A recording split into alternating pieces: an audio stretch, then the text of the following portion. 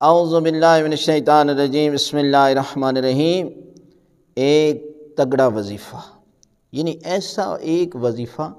کہ جس میں دنیا کے ہر مسائل کا حل موجود ہے اس ایک وظیفے میں۔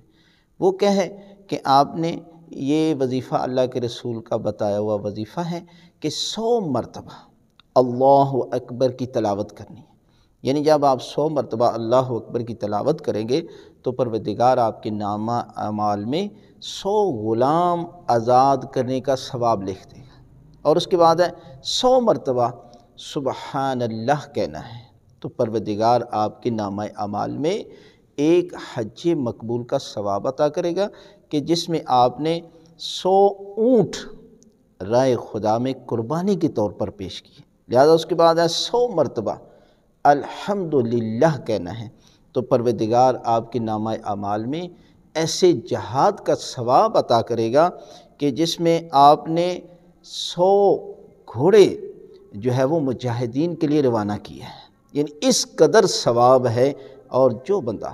100 مرتبہ لا الہ الا اللہ کا ذکر کرے گے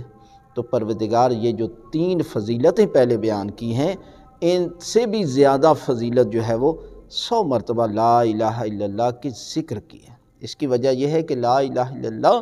ان باقی 3 ذکر سے بلند ذکر ہے کہ جب حضرت یوسف علیہ السلام اللہ کے نبی کو خالق کائنات نے فرمایا اے میرے یوسف نبی، یہ جو شخص جا رہا ہے نا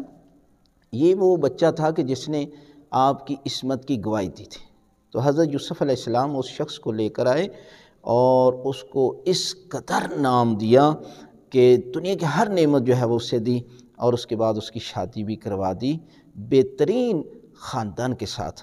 تو آواز قدرت آئی اے میرے یوسف نبی،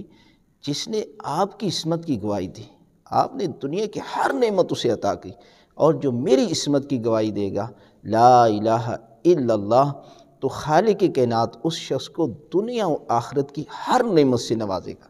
لہذا آپ لا الہ الا اللہ کا ذکر جو ہے وہ 100 مرتبہ، یعنی یہ 4 ذکر ہیں کہ جن کو اگر جمع کیا جائے تو تسبیحات 4 بنتی ہے۔ سبحان اللہ والحمدللہ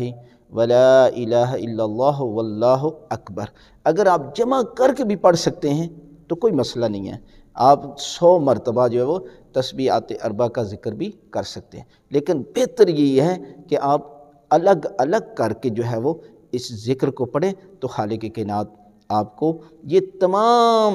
نعمتیں اور تمام ثواب جو ہے وہ جو بتایا گیا وہ اللہ کی ذات جو ہے وہ